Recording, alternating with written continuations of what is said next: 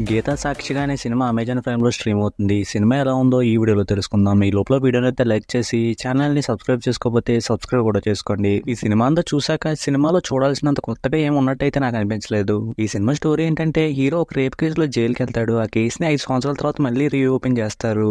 ఆ తర్వాత ఏమైంది అనేది సినిమాని స్టార్ట్ చేయడం అయితే బాగానే స్టార్ట్ చేశారు. సినిమా స్టార్టింగ్ లో వచ్చే సీన్ చూస్తున్నప్పుడు కోర్ట్ బ్యాక్ డ్రాప్ లో సీన్స్ తో ఇన్వెస్టిగేషన్ సీన్స్ తో ఉంటుందేమో అనిపిస్తుంది. కానీ తర్వాత సినిమాకి ఏమాత్రం అవసరం లేని లవ్ స్టోరీని సినిమాలో ఫస్ట్ హాఫ్ లో చాలా వరకు చెప్తూనే ఉన్నారు. ఆ సీన్స్ అన్ని అయితే చూడడానికి అసలు బాగా అనిపించలేదు. ఇంకా కోర్ట్ బ్యాక్ డ్రాప్ లో వచ్చే చాలా సినిమాలు ఇప్పటికే చూసేసాం.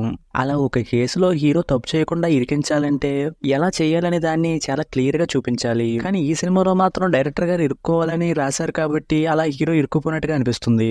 ఇంక సినిమాలో హీరో అయితే అలాంటి కేసులో ఇరుక్కుపోయిన తర్వాత బయటికి రావడానికి ట్రై చేయకుండా 6 ప్యాక్ చేసుకుంటూ జైల్లోనే ఎందుకు ఉండిపోయాడు అనే విషయం అర్థం కాలేదు. ఇంక సినిమాలో కేసును రీఓపెన్ చేసాక వచ్చే సీన్స్ కూడా ఎలా ఉంటాయంటే చాలా ఈజీగానే అన్ని దొరికేస్తాయి. ఈజీగా దొరికేస్తుంటే స్టార్టింగ్ లోనే ఇలాంటివి ఎందుకు చేయలేదు అనిపించింది.